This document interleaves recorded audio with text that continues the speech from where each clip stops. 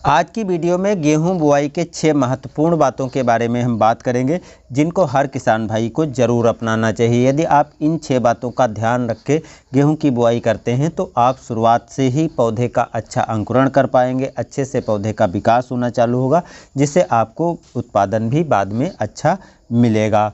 तो इन 6 बातों को आपको ज़रूर ध्यान रखना है। कौन कौन सी ये 6 बातें हैं आपको ज़रूर पता होनी चाहिए।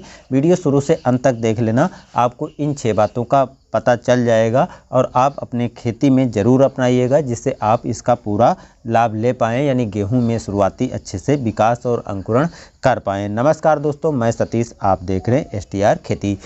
पहली जो दोस्तों बात आपको रखनी है याद, वो है बीज उपचार। अब बीज उपचार जो है, बहुत से किसान भाइयों के मन में डाउट होता है, यार हम तो मार्केट से बीज खरीद कर लाते हैं, वो पहले से ही उपचारित होता है, तो क्या हमको बीज दोबारा उपचारित करना चाहिए? एक चीज़ दोस्तों आपको बता दें कि किसी भी दवा को जब आप उपचारित करते हैं या किसी दवा का यूज करते हैं तो उसका असर 10 से 15 दिन तक रहता है, उसके बाद उसका असर ख़त्म हो जाता है। और बीज जो उपचारित करके पैकिंग की जाती है, उसका केवल काम यही रहता है कि जो बीज पैकिंग किया गया है वो सुरक्षित बना रहे, जिससे किसान भाई जब उस बीज की बुआई करें तो अच्छी गुणवत्ता बनी रहे और उसका जमाव आदि अच्छे से हो सके।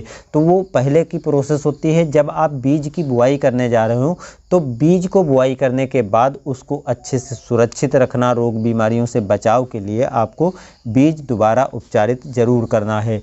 तो क्योंकि बहुत से किसान भाई ऐसा नहीं करते हैं, वो सोचते हैं पहले से ही बीज उपचारित है, हमें दोबारा उपचारित करने की कोई आवश्यकता नहीं है। तो आपको दोबारा बुआई करने के पहले बीज उपचारित करना है, फिर चाहे पहले पैकिंग में बीज उपचारित किया गया हो या बीज उपचारित नहीं किया गया हो। तो ये महत्वपूर्ण बात आपको ध्यान रखना चाहिए, ये गलती बहुत से किसान भाई कर ही देते हैं। अब आती है दूसरी बात, उन्नत बीज। उन्नत बीज के मामले में दोस्तों आपको सजग रहना चाहिए, क्योंकि मार्केट में इतने ढेर सारे गलत तरीके से पैकिंग करके बीज बेचे जा रहे हैं, गलत बीज किसानों के हाथ में दिए जा रहे हैं और उनका जब आप बुआई करते हैं तो उसमें मिलावट वाले बीज आपको काफ़ी मिलते हैं। तो जब आप बीज खरीदने जाएं तो ध्यान रखें कि यदि आपको फाउंडेशन सीड्स मिल जाएं तो बहुत अच्छा है, लेकिन यदि फाउंडेशन सीड्स नहीं मिलते हैं तो अच्छे और टेस्टेड कंपनी के अच्छी गुणवत्ता वाले आपको प्रमाणित सीड्स खरीदने चाहिए। क्योंकि फाउंडेशन सीड्स के बाद यदि आपको प्रमाणित सीड्स भी अच्छी कंपनी के मिल जाते हैं तो आप उनकी भी बुआई करके बढ़िया उत्पादन ले सकते हैं। ज़रूरी नहीं कि फाउंडेशन सीड्स ही आपको मिल पाएँ, क्योंकि यदि आपको फाउंडेशन के बाद प्रमाणित सीड्स नहीं मिलते हैं या आपको जब खरीदने जाते हैं तो पैकिंग में ज़रा भी गड़बड़ लगे या ऐसा लगे कि बाद में की गई है या इसकी पैकिंग सही ढंग से नहीं है, या आपको कोई डाउट लगे, तो आपको वो सीड्स नहीं खरीदने चाहिए और दूसरे सीड्स खरीदने चाहिए।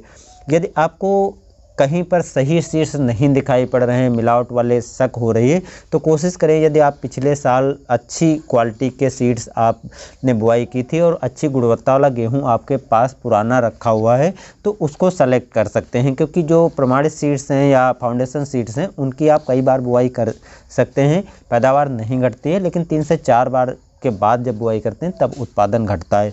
तो ये भी ज़रूरी नहीं कि आपको हर बार मार्केट से जा कर के नए ही सीड्स चयन करना चाहिए। यदि आप नई वैरायटी बुआई करना चाहते हैं तो आपको नए सीड्स खरीदना चाहिए। यदि आप नई वैरायटी नहीं बुआई करना चाहते हैं और पिछले वर्ष का आपके पास अच्छी गुणवत्ता वाला सीड्स रखा, गेहूँ रखा है बगैर मिलावट का, तो उसकी बुआई करके भी आप आसानी से अच्छी पैदावार ले सकते हैं।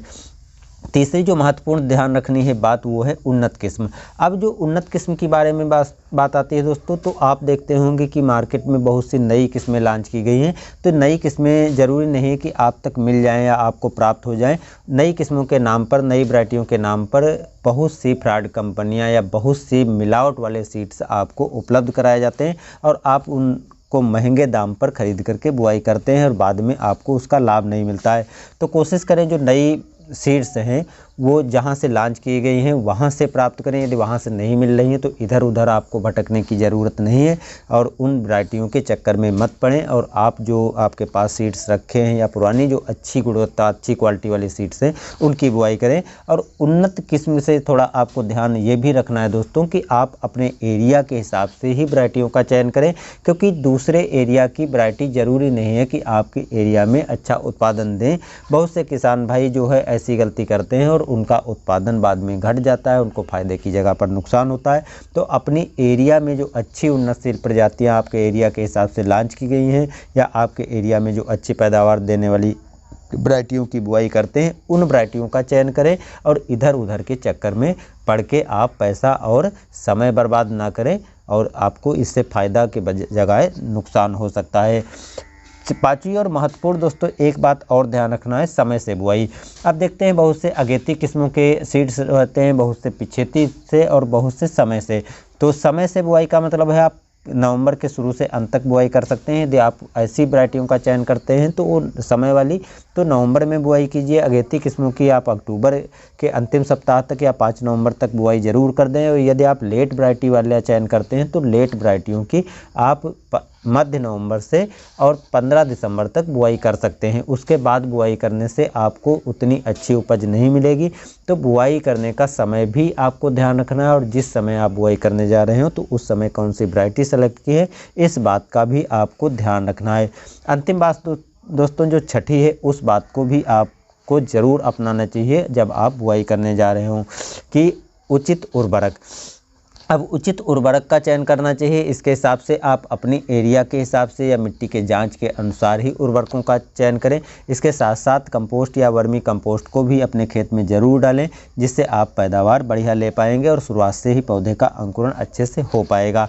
अंतिम बात दोस्तों जो है वो छठी बात हम यहाँ पर रख रहे हैं, क्योंकि ये उचित उर्वरक का ऑप्शन छूट गया था। तो छठी बात दोस्तों यहाँ पर जो हम रख रहे हैं कि बुआई का उचित तरीका। अब बुआई के उचित तरीके में बहुत से किसान भाई क्या हैं, छिटकुआ बीज से बुआई कर देते हैं, जो पुरानी पद्धति का प्रचलन है। लेकिन यदि आप इस तरीके से बुआई करते हैं तो आपको उत्पादन इतना बढ़िया नहीं मिलेगा। यही कोशिश करें कि आप सीडल से बुआई करें। यदि आपके पास ये साधन नहीं उपलब्ध है तो मार्केट में जाइए, कहीं पर किराए भाड़े से मिल रही हो तो वहाँ से लेकर के आप बुआई करें, क्योंकि इससे सीड्स की भी बचत होगी, उर्वरक भी आपकी सही तरीके से सब जगह पर पहुँच जाएगी और आप बुआई करेंगे तो अच्छे से आपकी बुआई भी हो जाएगी। तो बहुत सी बातें आपको शुरुआत में ध्यान रखनी है। तो ये जो 6 बातें हैं, इन 6 बातों का ध्यान रखते हैं तो निश्चित ही शुरुआत से ही आप अच्छे से पौधे की बुआई करके, गेहूं की बुआई करके पौधे का अंकुरण और विकास ले पाएंगे, जिससे बाद में पैदावार भी आपको बढ़िया मिल पाएगी। अंत में दोस्तों यही कहना चाहेंगे कि आप लोग एक तो चैनल को सब्सक्राइब नहीं करते हैं और दूसरी बात दोस्तों जो आप कमेंट में हम बताते हैं कि आपको वीडियो कैसा लगा, कमेंट करके बताइए। यदि आपको वीडियो में जानकारी दी गई अच्छी लग रही है तो उसके लिए भी कमेंट में बताइए कि अच्छी लग रही है या ख़राब लग रही है। यदि ख़राब लग रही है तो क्या कारण है, क्या कमी रह जाती है, उसके लिए भी कमेंट में बताइए, जिससे हम आपको अच्छी जानकारी दे सकें, नॉलेज वाली जानकारी दे सकें और आपको जो जानकारी हम दें उसका पूरा बेनिफिट आपको अपनी खेती में करने पर मिले। मेरा यही उद्देश्य रहता है कि जो जानकारी हम प्रदान करें आपको उससे बेटर फ़ायदा मिले। तो दोस्तों ये जानकारी कैसी लगी ज़रूर बताइएगा और चैनल पर नए हैं सब्सक्राइब ज़रूर कीजिएगा। ऐसे वीडियो में बने रहने के लिए मिलते हैं नई वीडियो में। धन्यवाद।